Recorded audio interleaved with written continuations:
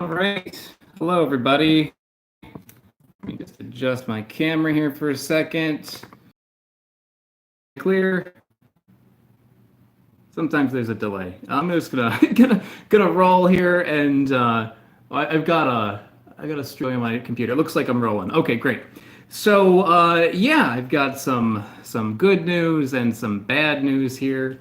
The good trip has been, well, postponed. It hasn't been entirely canceled. It has been postponed. So I'm going to give you that whole story. The good news is that I have another soda to try, and this one has a cat on it.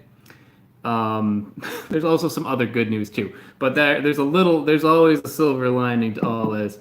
The thing with the Australia trip, just to give you like the whole rundown of like what was going to happen, and then what ended up happening is I was supposed to leave tomorrow, Wednesday, to go to Australia by way of Qatar and then Indonesia.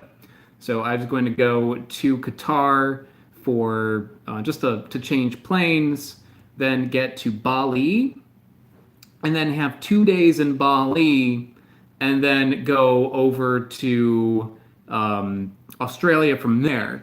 Because you can get budget flights from Bali to Australia, and you can get budget flights from the US to Bali pretty easily. So you can get cheap flights in both directions. I kind of like hacked the system a little bit and bought one round trip to Bali, and then I bought another round trip through a different airline to go to Australia. And that was months and months ago. I've been planning this trip for I started talking about this trip when I went to Africa, and that was last year, November, not November 2019, 2018. November 2018, I was talking to Steven about going to Australia, and then we made all the plans and everything. So, unfortunately, it's just not possible right now, given the state of things. But yeah, what amazes me though is just how things have changed in just a week. 1 week ago, I was on the phone with Steven just confirming plans and everything to make sure that we were all good to go. And at that point, things were not that hairy. Things were like a little iffy. People were like a little concerned, but nothing was too tricky. So I was confirming with him, and then shortly after that, things started breaking down, all within like 7 days, which is crazy to me. Um, so what?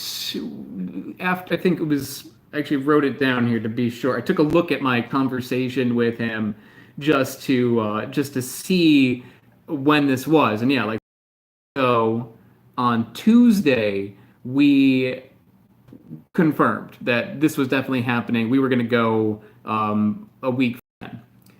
And then by Friday, this past Friday, we decided to pull the plug. Just within those 3 days, the state of the world just got a little bit too risky for us. And really concerned about we weren't really concerned about the virus so much. I mean, we're young guys. We, are fairly hygienic people. We felt like we could probably be okay if we went on a trip. But what really concerned us was getting stranded. We didn't want to get on a flight and then just within so many days things could change, and then we have three countries to worry about, and that is Qatar, Indonesia, and Australia, and three countries that are all dealing with coronavirus. So it was the sort of thing where just one of those things doesn't work out on the way in or on the way out, and then we're screwed. We're stuck in another country, and I didn't want that to happen. I didn't want to be put into the risk where we might get stranded because of a lockdown or something like that.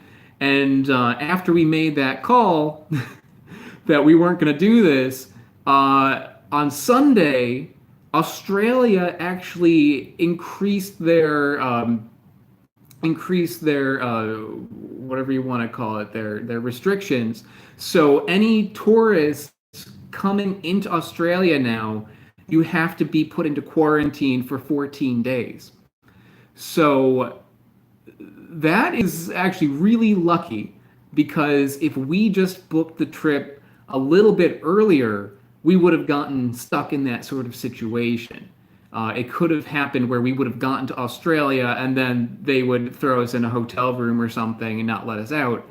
And that would be absolutely terrible, because we were only going for 14 days. So if we got quarantined, we just would spend 14 days in a hotel and then have to go back. I guess if that were to happen, I would probably not have gotten on the flight to go into Australia. We would have just stayed in our first stop, which would have been Bali. So again, for anyone joining, we were going to go from Qatar to as a layover, and then into Bali for a couple of days, and then into Australia for like 10 days or something, and then back. And I was going to spend another day or two in Bali and then another day in Qatar on the way back. So there's going to be 3 countries in that.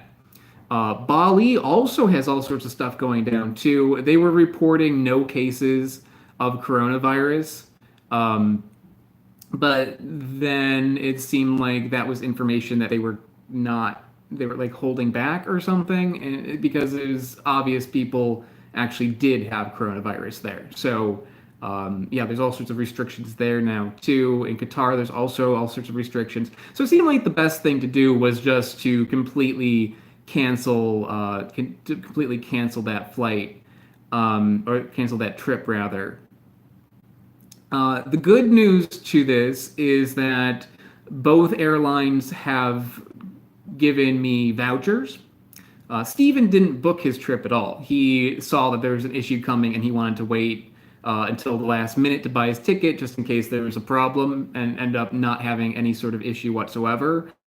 I bought it all early in advance, to get a better price, and that ended up being a little scary, because I had Qatar Airlines giving me a round trip to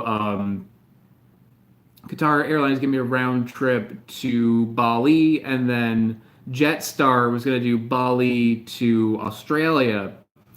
And so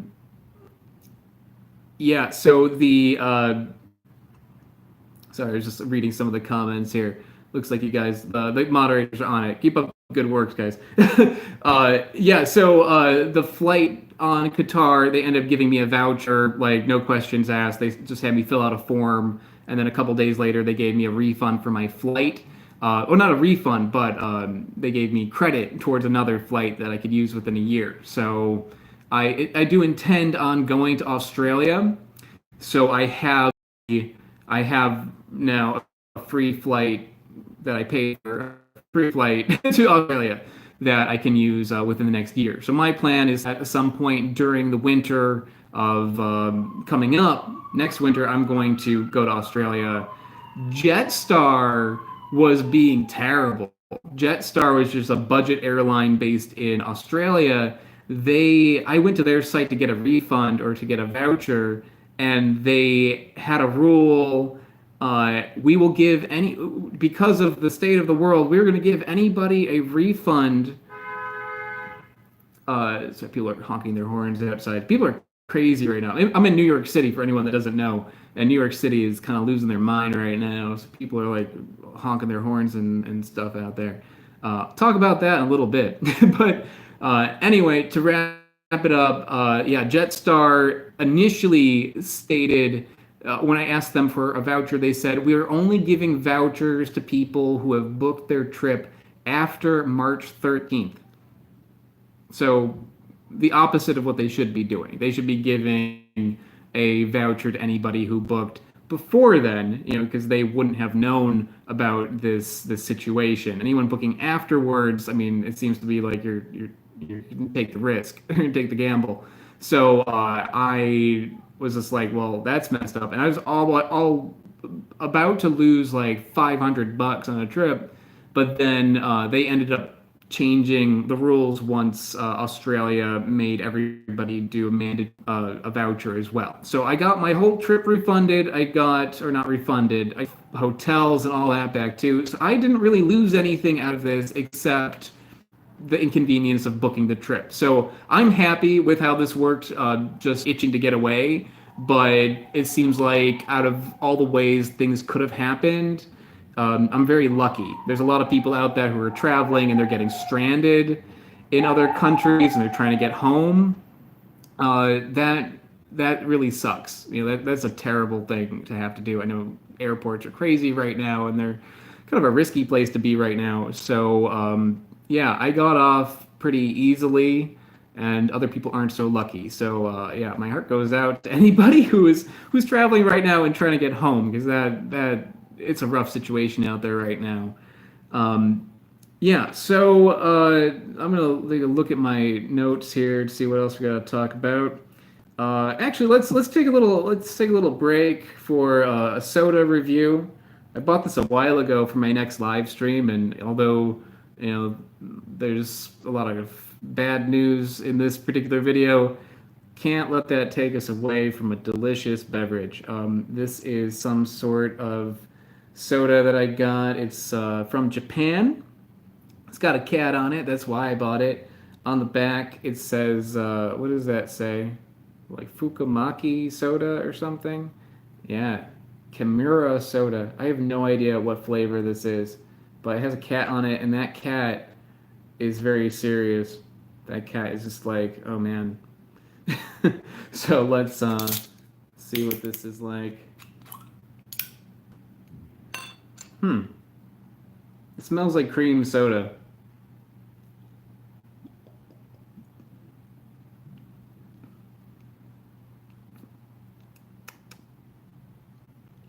That's all right. A lot of time when you buy like a mystery soda, you don't really know what it is. It ends up being just like tutti frutti flavored, like all-purpose fruit flavor, like some sort of chemical fruit flavor. This maybe has a little bit of that, but yeah, like lemon lime soda and cream soda together. I'm not sure what this is supposed to be, but it actually tastes pretty good. So although the cat it looks like a little foreboding, like you don't want to drink this, man. It's actually all right. So I'd recommend this if you see it at a Asian supermarket or something. That is a refreshing beverage. Okay, so let's go back to more updates. I have some good news too. There's good things along the way. Besides the fact that Australia will still happen, just not as soon as before. I do have a pretty big backlog of videos. So I saw a few comments rolling by, like, what are you gonna do? Are you gonna review like Fruit Loops or something like that? Nope, I've got plenty of videos. I've got videos lined up from past trips that I've taken that should see me through until maybe like August. So yeah, it's not going to be likely an issue unless this coronavirus goes on for like an entire year. Then I might resort to reviewing things that are just in my apartment. It's gonna be like whatever review. I'm gonna talk about like a blanket. I'm gonna talk about like books and stuff like that. But yeah, as provided that doesn't happen, there's going to be a nonstop fruit reviews on schedule as normal. I have all sorts of things coming up from North America, things that people have sent to me over the past year. I've recorded all sorts of reviews of things people have sent me from their homes around the U.S. And then I also have a few more things from Africa. I've got a couple of videos from Kenya and a couple of videos from Ethiopia that are coming out. That should be probably not that long, probably in April. So, yeah, probably like in a couple weeks, it'll be time for the Africa videos, the last few Africa videos within the next 2-3 weeks, I think. Then there's also Finland. We got a whole bunch of videos from Finland, and those are going to be fun. A lot of very interesting berries that I had there. And after all that, I should probably have some new videos for you, and those will be things that will likely be from another trip. Probably not Australia because I will probably do that over the next winter. So what I'm thinking is going on a smaller trip before then, just so I have something interesting along the way rather than just fruits that I'm reviewing here in New York City. And one thing that I will probably do is actually visit Steven again. He and I were talking on the phone the other day, and he said, "Oh, you got to come back to the farm. I've got all sorts of cool things growing in California, so I might go to California at some point over the summer, and then do some more reviews at Steven's place, and then yeah, so those would be not international, but maybe I'll go on an international trip too. There's possibilities, guys. Right now, it's kind of like thrown for a loop just with how that's going, and yeah, so on like what the next trip will be. Once the whole coronavirus thing calms down a bit, I'm gonna be packing my bags and going at least somewhere. So no need to worry. There will be videos on schedule. 3 videos a week, I'd imagine. From here on out, I don't see any sign of it stopping unless things get really bad. Then I might have to change things a little bit, but I don't see that happening. I think it's going to be all right.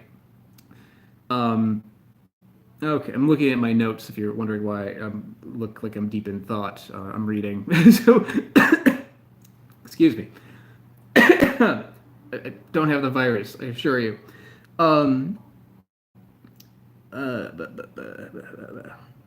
Okay, yeah, I have a special video coming up that will probably be tomorrow, and this one has something to do with the coronavirus.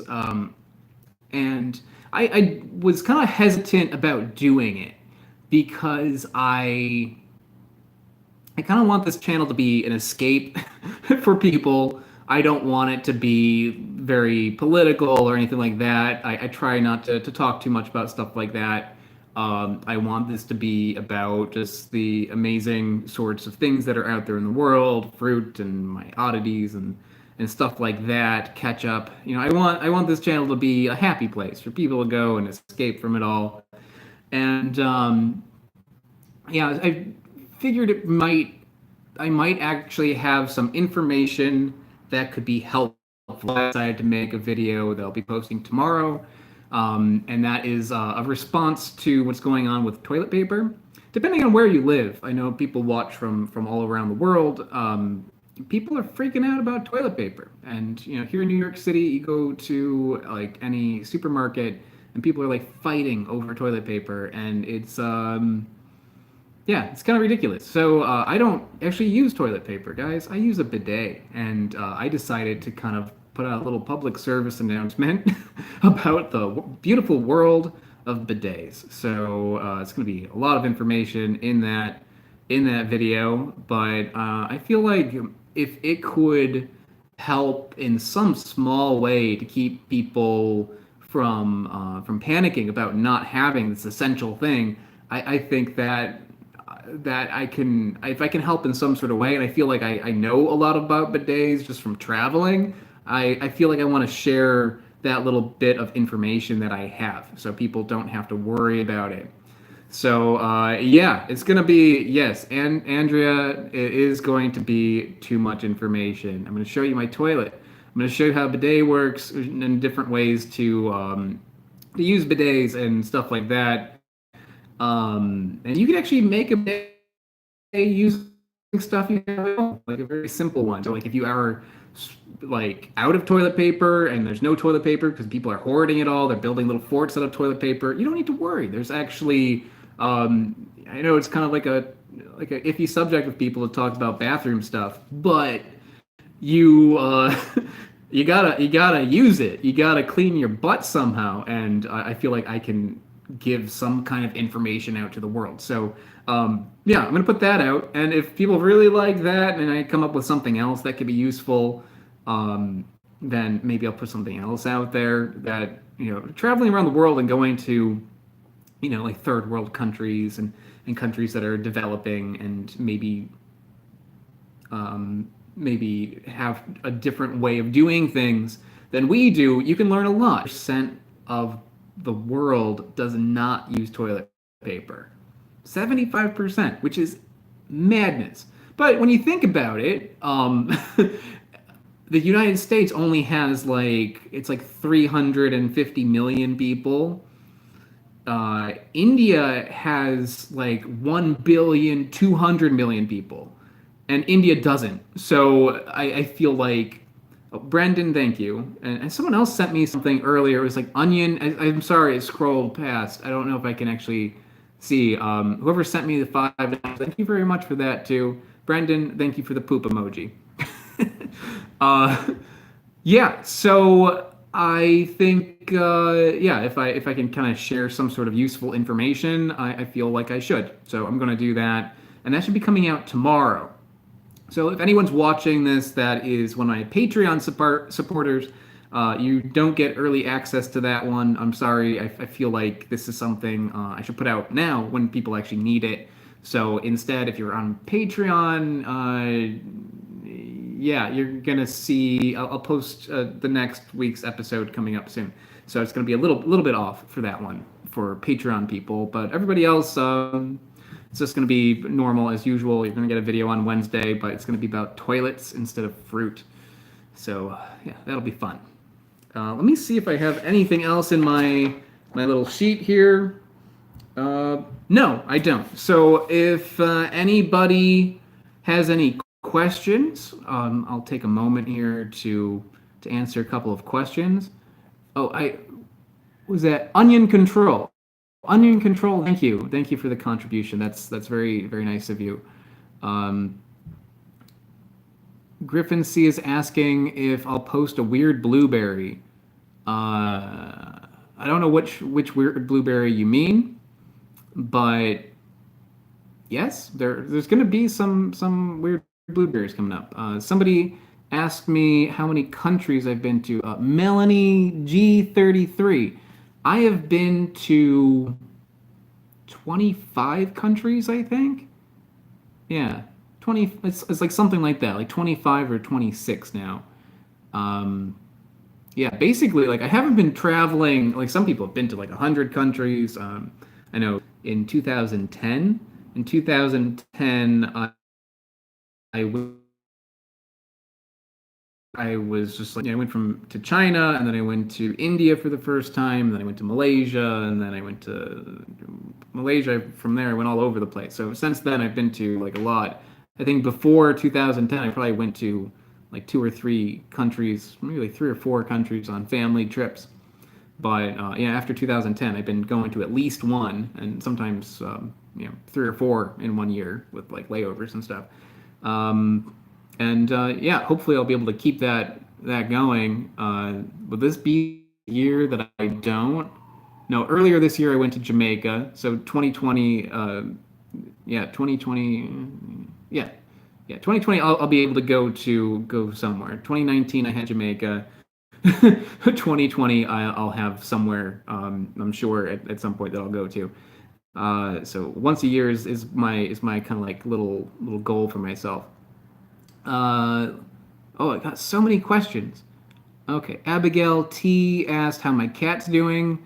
She's fine. She's very cute. She does this thing that's really annoying though. She'll like get in the wall, which is highly concerning. She found like this weird little passageway underneath my cupboards, and she's jumped up and will get into the wall where she can't get out.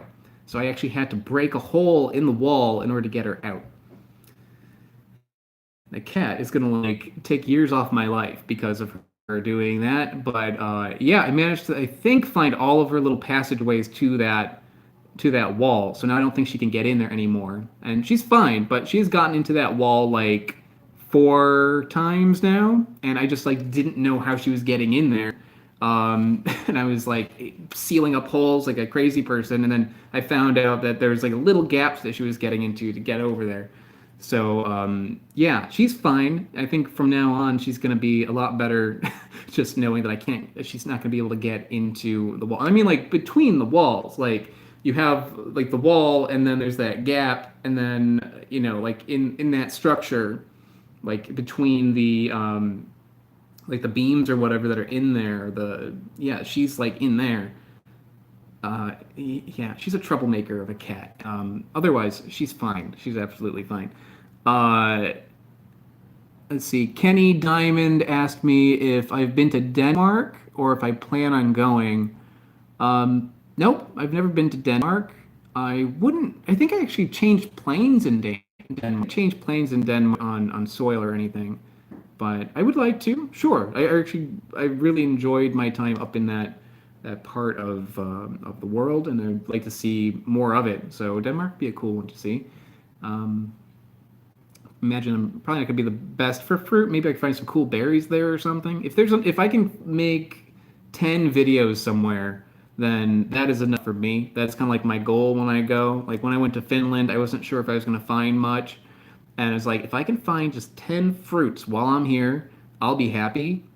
And I managed to find I think 12 or something. So it was like just enough, but like that's how I gauge whether or not I'm going to go on a trip. At least at this point, as I review more and more things, I might be traveling to Fiji just to find one fruit because I've like had so many things. But right now, I kind of gauge it that way. Like if I could find 10 things, that it warrants like a week-long trip. And if it's going to be a big trip, then I want to find probably like twice that. Like when I went to Africa, I was in Africa for like 2 weeks, and I found like I don't know, like 30 things or something. So that's kind of how I look at it. 10 fruits a week in international trip. Um, uh, if you're wondering why I'm like kind of gazing at you, I'm looking at comments on my phone. So, have I had pincushion cactus fruit? I don't think so. Is it difficult being a vegetarian while traveling? Oh, that came from the Onion Control. Um, Sometimes it can be really difficult being a vegetarian while traveling. But I found that generally there's like some way to get around a very meat heavy country. However, people there are like super religious. Like some people are very, very religious there. So what they do is some people will actually do fasting on Fridays. Will eat vegetarian on Fridays. So what I would do is I'd go to a restaurant and ask for a fasting meal, and I'd manage to get by as vegetarian in the Philippines. And that was probably the one of the hardest places that I went to was the Philippines. But I had like that little trick. India is super easy because a lot of people are vegetarian there. In China and lots of parts of Asia, some Buddhists do not eat meat. So I'll talk to people and say like, oh, I want like a Buddhist meal, and that will help me out. There's always like there's always some way, but sometimes it's difficult.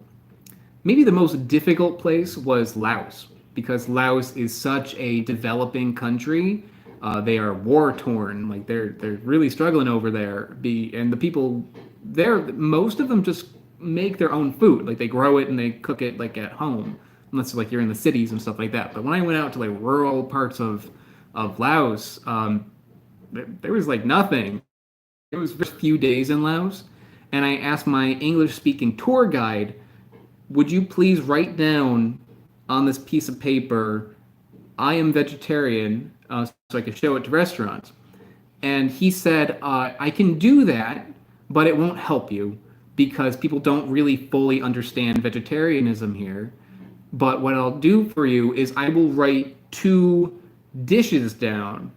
And he wrote down, please make me sticky rice with vegetables and do not use any fish sauce, chicken broth, etc. And then there's also another dish people eat, and that's like their version of pho, like a noodle soup.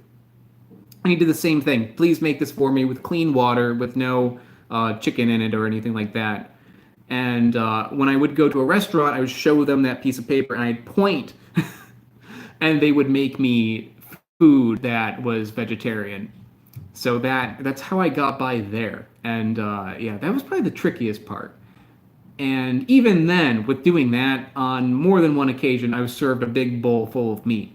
It's like just like that. Some places just don't understand because like they just eat what they can. Like Laos is a place where people eat whatever they can because it's like they're struggling over there. So if they don't have the luxury of being vegetarian all the time, they eat whatever they can. They'll go and forage or for fruits and vegetables, and they'll go and they'll hunt like their food. So they're surviving out there, and yeah, because of that, yeah, it was tricky being a vegetarian there. I did carry with me a loaf of bread and peanut butter, and that's one thing that I've done a few different places that I knew it'd be difficult getting food.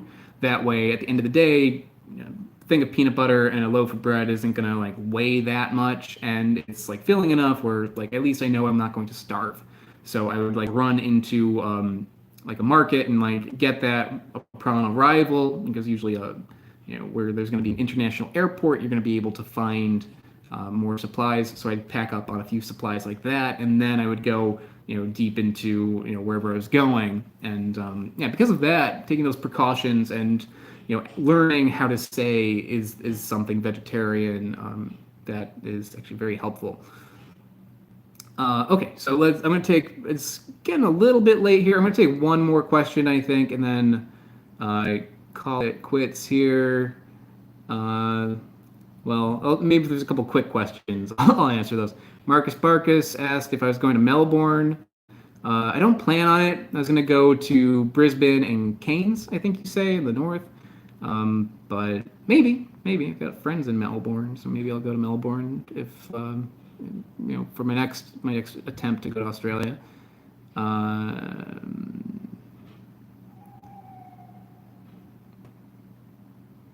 Is my current apartment nice? Horrid. I came from produce not pills. Yeah, my new place is great. I am so happy here. It's a little small. It's like a studio apartment, but besides that, I love it. Can't complain. It's in a neighborhood that I really like. There is no light fixtures leaking water. That's good. My neighbors are mostly okay. There's like one neighbor that lets his kid run in the hall every now and then. And there's another neighbor that cooks stinky food sometimes. But even then, it's not like all the time or anything. So compare that to the sort of situation I was in my last place. If you're watching this and you don't know what I'm talking about, I made a video of like this nightmare apartment that I used to live in. But I had an apartment that was terrible a while back. So I've been in this apartment for like over 2 years now. So it's been a while.